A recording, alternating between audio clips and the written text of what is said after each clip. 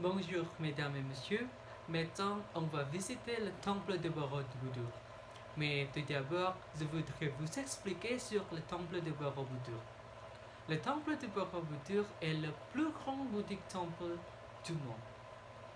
Il se trouve dans la vallée de Kedu, au centre de Java, en Indonésie. Il a été bâti au 8e et 9e siècle durant les règles de la dynastie Salantra. Et pour la visite, il faut payer 25 € et pour la durée de la visite, c'est 2 heures.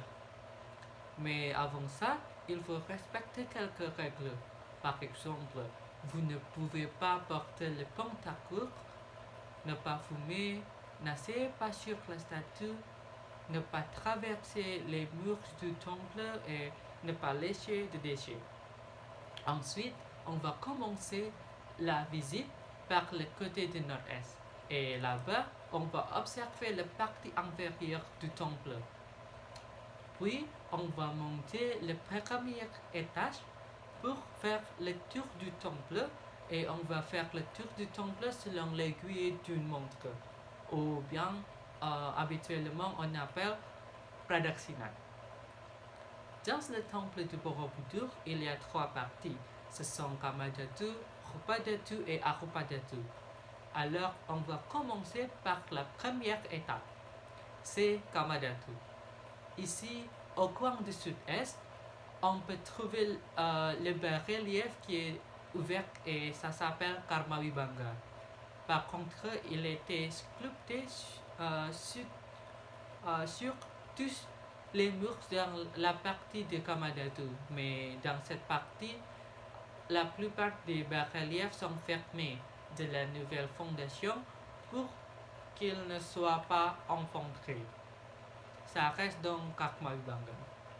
Elle raconte à propos de la cause et effet que les humains ont fait dans le monde ou dans cette époque.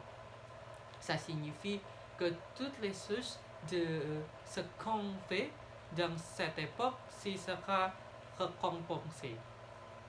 Et pour la deuxième, et Rupadhatu, elle est l'aspect des femmes nous abandonnent nos désirs, mais on reste ajusté au nom de la mais on reste ajusté au nom et à la fin. Ici, on va trouver le relief de Lalita Vistara qui raconte sur le parcours de la vie de Bouddha qui s'appelle Siddhartha Gautama. Dans chaque entrée de temple de Borobudur, il y a une sculpture en forme de kala ou de géant.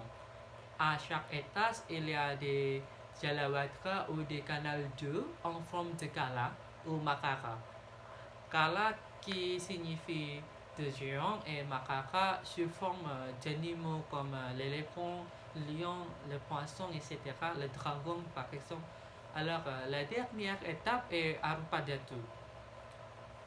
Dans ce niveau est circulaire, il signifie que les humains sont abandonnés les affaires du monde et ils ont atteint la perfection. Dans la Rupadhatu, il y a un stupa principal. Il y a aussi des différences avec d'autres petits stupas.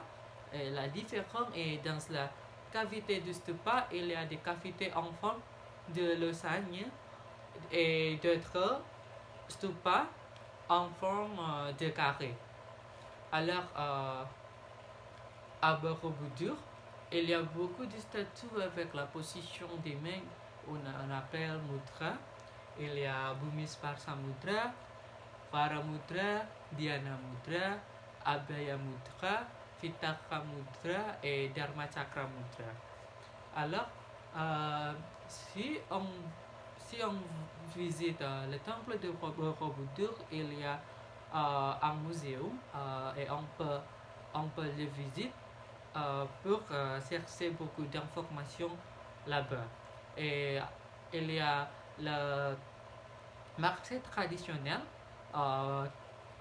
et dans le marché traditionnel il y a beaucoup de vendeurs par exemple des vêtements, traditionnelles, des nourritures traditionnelles, etc. Et alors, je pense que c'est tout, madame et monsieur, et merci beaucoup et au revoir.